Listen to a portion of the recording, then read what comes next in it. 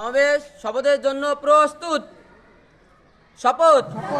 আমি শপথ করিতেছি যে মানুষের সেবায় সর্বদা নিজেকে নিয়োজিত রাখিব, দেশের প্রতি অনুগত থাকিব, দেশের একতা ও সংহতি বজায় রাখিবার জন্য সর্বদা সচেষ্ট থাকিব, অন্যায় ও দুর্নীতি করিব না, অন্যায় ও দুর্নীতিকে প্রশ্রয় দিব না।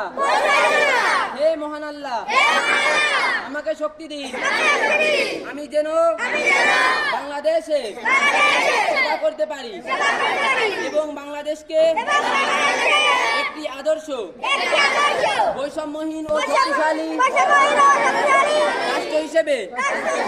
শক্তিশালী রাষ্ট্র হিসেবে গড়িয়া তুলিতে পারি।